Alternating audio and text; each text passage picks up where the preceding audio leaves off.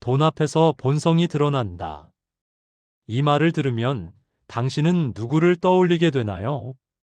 평소에는 친절하고 다정했던 사람이 돈 이야기만 나오면 표정이 달라지는 순간을 본 적 있나요? 오랫동안 함께했던 사람이 작은 금액 때문에 관계를 정리하는 모습을 보면서 이 사람이 원래 이랬나?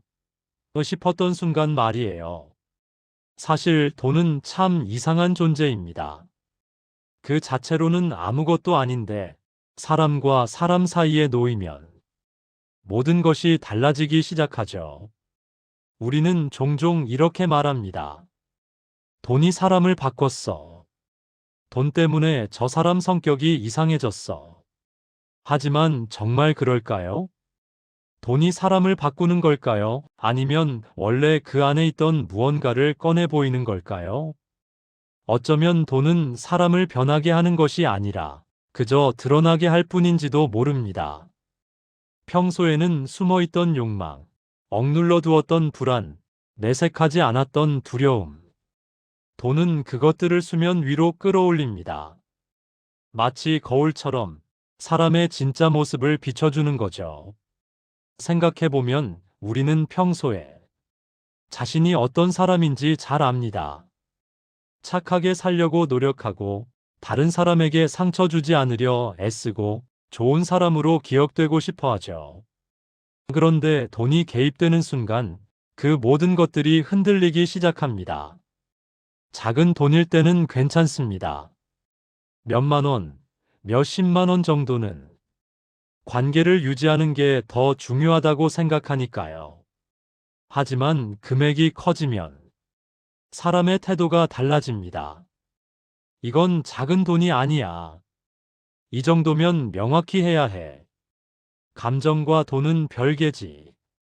그렇게 한 걸음씩 물러서기 시작하고 결국 관계보다 돈을 선택하게 됩니다. 그 순간 우리는 깨닫습니다.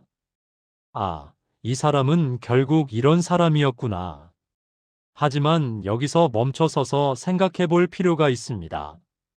그 사람만 그런 걸까요? 나는 다를까요?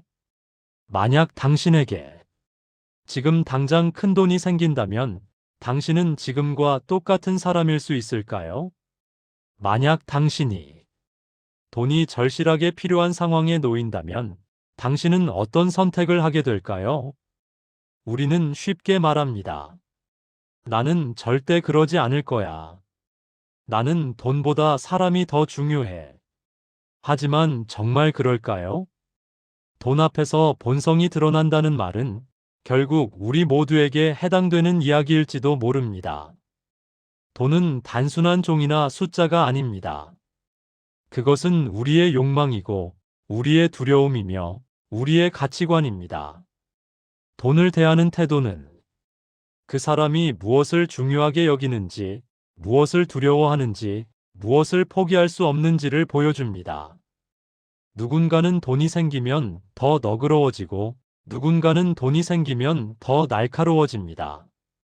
누군가는 돈이 없을 때 초라해지고 누군가는 돈이 없을 때도 당당합니다. 그 차이는 무엇일까요? 그것은 아마도 그 사람이 평소에 어떤 마음을 품고 살았는지, 어떤 가치를 중심에 두고 살았는지에 달려 있을 겁니다. 돈은 사람을 바꾸지 않습니다. 그저 보여줄 뿐입니다. 평소에 숨겨두었던 진짜 모습을, 애써 외면했던 내면의 목소리를, 스스로도 몰랐던 우선순위를. 그래서 돈 앞에서 우리는 종종 당황하게 됩니다. 내가 이런 사람이었나? 내가 이렇게까지 집착하는 사람이었나? 내가 이렇게 쉽게 관계를 정리할 수 있는 사람이었나? 하지만 그것이 바로 우리의 본성입니다. 좋든 나쁘든 받아들이기 어렵든 그것이 진짜 우리의 모습인 거죠. 그렇다면 이제 우리는 물어야 합니다. 나는 돈 앞에서 어떤 사람인가? 나는 돈이 생기면 어떻게 변하는가? 나는 돈이 부족하면 누구를 먼저 떠올리는가? 그리고 더 중요한 질문은 이것입니다. 나는 돈 앞에서 드러나는 내 모습이 마음에 드는가? 만약 그렇지 않다면 우리는 지금부터라도 생각해 볼 수 있습니다. 돈보다 앞에 두고 싶은 것은 무엇인지, 돈 때문에 잃고 싶지 않은 것은 무엇인지, 돈이 아무리 많아져도 지키고 싶은 것은 무엇인지. 돈이 생기면 사람은 선택을 하게 됩니다. 그 선택 안에는 그 사람이 평생 쌓아온 가치관이 담겨 있습니다. 누군가는 돈이 생기면 가장 먼저 부모님을 떠올립니다. 이제 좀 편하게 해드릴 수 있겠다. 누군가는 돈이 생기면 자신을 가장 먼저 생각합니다. 이제 내가 하고 싶었던 걸 할 수 있겠다. 누군가는 돈이 생기면 더 많은 돈을 떠올립니다. 이걸로 더 큰 걸 만들 수 있겠다. 어떤 선택이 옳고 그르다는 게 아닙니다. 다만 그 선택이 그 사람의 내면을 정직하게 보여준다는 것이죠. 흥미로운 건 돈이 많아질 때와 부족할 때 사람이 전혀 다른 모습을 보인다는 점입니다. 돈이 많아지면 어떤 사람은 더 너그러워집니다. 이 정도는 내가 낼게. 괜찮아, 신경 쓰지 마. 하지만 어떤 사람은 더 계산적이 됩니다. 이제부터는 명확하게 나눠야 해. 각자 부담하는 게 맞지 않아? 반대로 돈이 부족할 때도 마찬가지입니다. 어떤 사람은 부족함 속에서도 다른 사람을 배려합니다. 나는 괜찮으니까 네가 먼저 써. 어려울 때 서로 돕는 거지.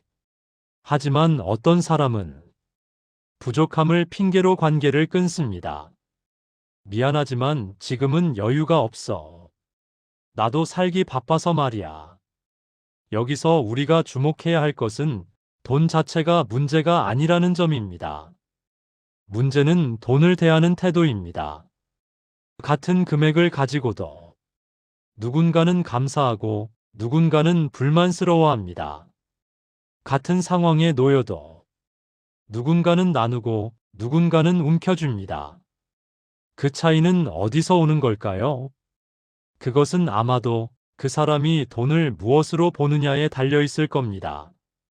돈을 안정으로 보는 사람은 돈이 생기면 불안이 줄어듭니다. 돈을 자유로 보는 사람은 돈이 생기면 선택지가 늘어납니다. 돈을 권력으로 보는 사람은 돈이 생기면 태도가 달라집니다. 돈을 도구로 보는 사람은 돈이 생기면 목적을 실행합니다. 그래서 돈은 때때로 우리에게 질문을 던집니다. 당신에게 정말 중요한 건 무엇인가요? 어떤 사람은 이렇게 답합니다. 관계가 중요하지. 하지만 막상 돈이 개입되면 관계를 먼저 포기합니다. 어떤 사람은 이렇게 말합니다. 원칙이 중요하지. 하지만 막상 이익이 걸리면 원칙을 먼저 구부립니다. 우리는 종종 말과 행동이 다른 사람을 비난합니다. 하지만 냉정하게 돌아보면 우리도 그런 순간이 있었을 겁니다. 돈 앞에서 우리의 말과 행동이 어긋났던 순간 말이에요. 실제로 이런 일들이 있습니다. 오랜 친구 사이였던 두 사람이 함께 사업을 시작했습니다. 처음에는 서로를 믿었고 계약서 같은 건 필요 없다고 생각했죠. 하지만 사업이 잘 되기 시작하자 의견이 갈리기 시작했습니다. 내가 더 많이 일했어. 아니야, 내가 더 많이 투자했어. 결국 그들은 법정까지 가게 되었고 20년 우정은 그렇게 끝이 났습니다. 또 다른 이야기가 있습니다. 형제 간의 부모님의 유산 문제로 갈등이 생긴 경우입니다. 평소에는 서로 아끼고 사랑했지만 유산 분배를 논의하는 과정에서 서로가 몰랐던 서운함이 터져 나왔습니다. 형은 항상 더 많이 받았잖아. 동생은 부모님께 신경도 안 썼잖아. 돈이 문제가 아니었습니다. 오랫동안 쌓여있던 감정이 돈이라는 계기로 폭발한 것이죠. 반대의 경우도 있습니다. 어려운 시기를 함께 겪은 동료들이 나중에 성공했을 때 서로를 잊지 않고 챙기는 경우입니다. 그때 네가 없었으면 여기까지 못 왔어. 우리 함께 여기까지 왔잖아. 그들에게 돈은 관계를 시험하는 도구가 아니라 감사를 표현하는 수단이 되었습니다. 결국 돈은 우리에게 이렇게 묻고 있는 것 같습니다. 당신은 무엇을 위해 사나요? 당신에게 정말 소중한 건 무엇인가요? 당신은 무엇을 잃고 싶지 않나요? 그리고 그 답은 돈이 개입되는 순간 우리의 선택으로 드러나게 됩니다. 말이 아니라 행동으로, 의도가 아니라 결과로, 생각이 아니라 태도로. 그래서 사람들은 말합니다. 돈 앞에서는 거짓말을 할 수 없다고. 돈은 사람의 진짜 모습을 보여준다고. 그렇다면 우리는 스스로에게 물어야 합니다. 나는 지금 무엇을 선택하고 있는가? 나는 돈과 사람 사이에서 무엇을 우선하고 있는가? 나는 내 선택이 보여주는 내 모습이 마음에 드는가? 이 질문들이 불편하다면 어쩌면 그것이 바로 우리가 돌아봐야 할 신호일지도 모릅니다. 관계에 돈이 개입되는 순간 모든 것이 달라지기 시작합니다. 어제까지 편했던 사이가 오늘은 어색해지고 당연하다고 생각했던 것들이 갑자기 불편해집니다. 이 정도는 괜찮겠지 했던 것들이 이건 좀 아닌 것 같은 대로 바뀌고 우리 사이에 뭐 했던 말들이 그래도 이건 명확히 해야지로 변합니다. 왜 그럴까요? 돈이 들어오면 관계 안에 숨어 있던 기대와 불만이 수면 위로 올라오기 때문입니다. 우정에서도 그렇습니다. 함께 여행을 가기로 한 친구들이 비용 분담 문제로 다투는 경우가 있습니다. 나는 여기까지만 쓸 수 있어. 그럼 우리는 어떻게 해? 각자 사정이 다르잖아. 처음에는 이해하려고 합니다. 하지만 비슷한 일이 반복되면 마음 한편에 서운함이 쌓입니다.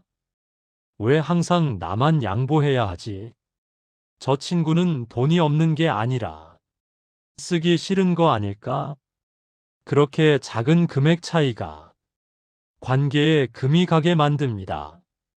가족 관계에서는 더 복잡합니다. 부모님께 용돈을 드리는 문제, 형제 간 경조사비 분담 문제, 집안 대소사 비용 처리 문제. 이런 일들이 생길 때마다 평소에는 보이지 않던 불공평함이 선명하게 드러납니다. 왜 항상 나만 부담해? 형은 돈이 더 많잖아. 그래도 똑같이 나눠야지. 돈이 문제가 아닙니다. 그 안에 담긴 공평함에 대한 서로 다른 기준이 문제인 거죠. 누군가는 능력에 따라 나눠야 한다고 생각하고 누군가는 똑같이 나눠야 한다고 생각합니다. 누군가는 마음으로 드리는 거라 생각하고 누군가는 의무라고 생각합니다. 그 차이가 쌓이면 결국 관계는 멀어지게 됩니다. 연애에서도 마찬가지입니다. 데이트 비용을 누가 부담할 것인가, 결혼 자금을 어떻게 마련할 것인가, 생활비를 어떻게 관리할 것인가.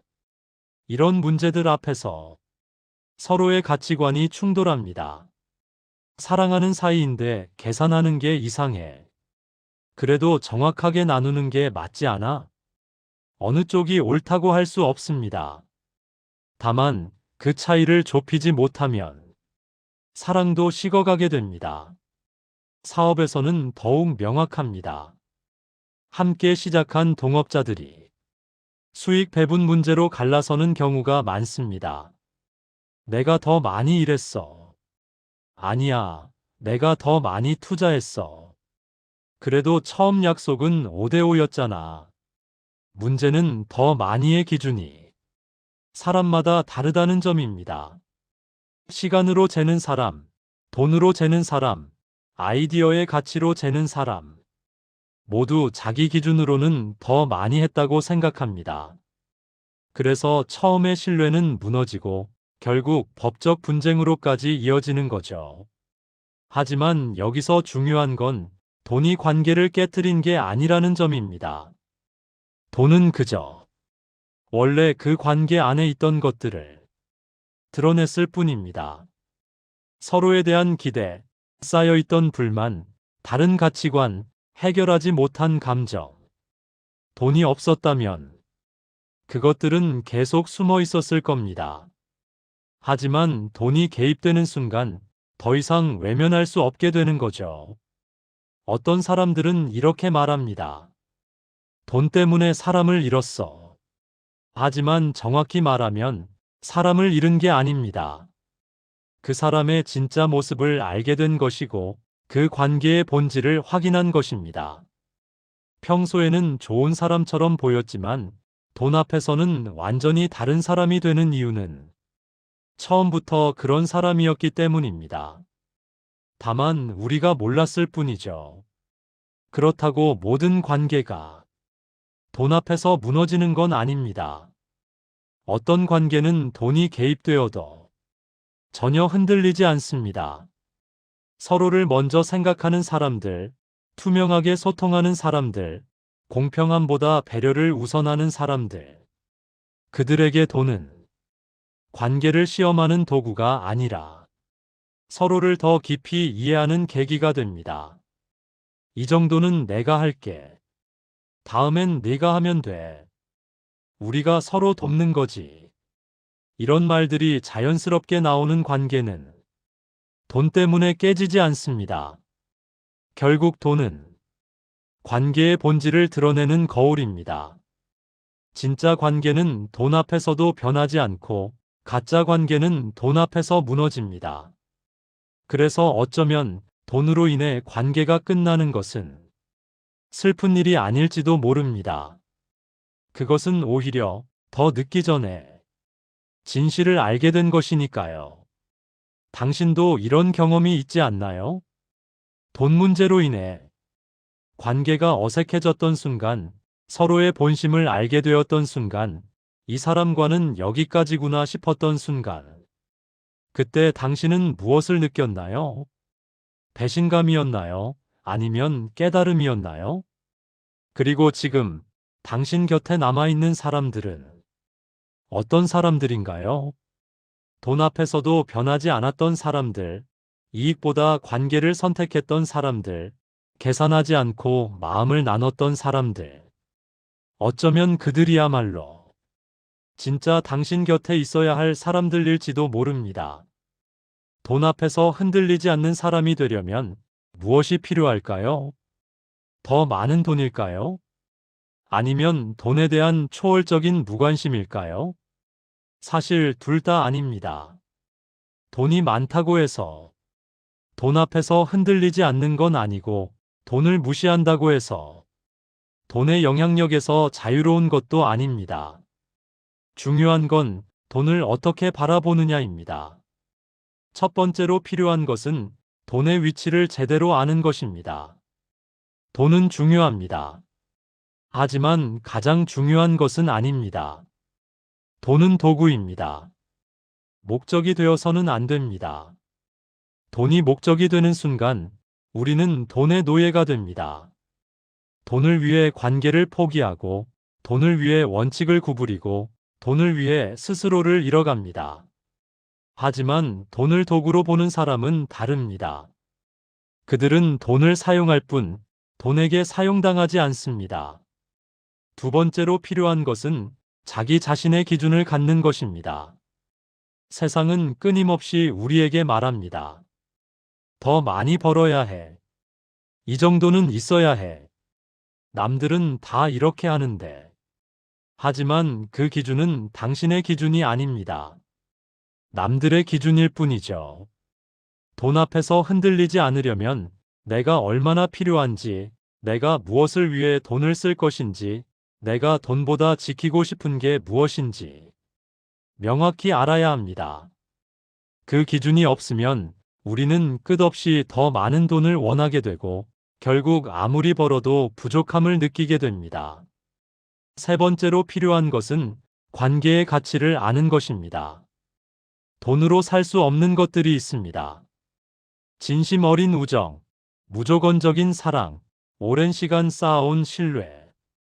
이런 것들은 아무리 돈이 많아도 다시 살 수 없습니다. 한 번 깨진 신뢰는 돈으로 복구할 수 없고, 한 번 잃은 관계는 돈으로 되돌릴 수 없습니다. 그걸 아는 사람은 작은 이익 때문에 관계를 망치지 않습니다. 큰 손해를 감수하더라도 소중한 사람을 지킵니다. 네 번째로 필요한 것은 투명함과 정직함입니다. 돈 문제로 관계가 틀어지는 이유 중 하나는 서로의 기대가 다르기 때문입니다. 한쪽은 당연하다고 생각하는 것을 다른 쪽은 부담스럽게 느끼고, 한쪽은 괜찮다고 생각하는 것을 다른 쪽은 불공평하게 느낍니다. 이런 문제를 피하려면 처음부터 솔직하게 이야기해야 합니다. 나는 이 정도까지 할 수 있어. 이 부분은 나한테 부담이야. 우리 명확하게 정하고 시작하자. 불편하더라도 처음에 명확히 하는 것이 나중에 관계를 지키는 방법입니다. 다섯 번째로 필요한 것은 감사하는 마음입니다. 돈이 있을 때 감사하고 돈이 없을 때도 감사하는 사람은 돈 앞에서 흔들리지 않습니다. 그들은 가진 것에 집중하지, 없는 것에 집착하지 않습니다. 조금 벌어도 만족할 줄 알고 많이 벌어도 겸손함을 잃지 않습니다. 반면 감사할 줄 모르는 사람은 아무리 많이 가져도 부족함을 느낍니다. 그리고 그 부족함이 관계를 망치고 자신을 망칩니다. 여섯 번째로 필요한 것은 나눌 줄 아는 용기입니다. 돈을 움켜쥐는 사람은 결국 외로워집니다. 하지만 돈을 나누는 사람은 더 풍요로워집니다. 물질적 풍요가 아니라 관계의 풍요, 마음의 풍요, 삶의 의미에서 오는 풍요입니다. 나눈다는 건 손해를 보는 게 아닙니다. 오히려 더 큰 것을 얻는 거죠. 신뢰를 얻고, 존경을 얻고, 진짜 관계를 얻습니다. 이 모든 것을 한 문장으로 정리하면 이렇습니다. 돈은 가면을 벗겨내는 도구일 뿐, 우리의 본질을 결정하는 건 아닙니다. 돈 앞에서 어떤 모습이 드러나든 그것은 이미 우리 안에 있던 것입니다. 중요한 건 그 모습을 보고 나서 어떻게 할 것인가입니다.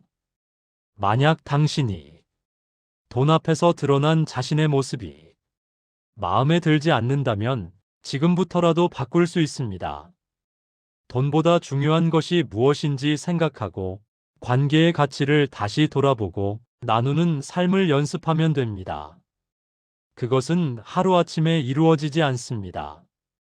작은 선택들이 모여 결국 우리를 만들어가는 거니까요. 돈 앞에서 본성이 드러난다. 우리는 이 문장으로 시작했습니다. 이제 이 문장의 의미가 조금 더 명확해졌을 것입니다. 돈은 우리를 바꾸지 않습니다.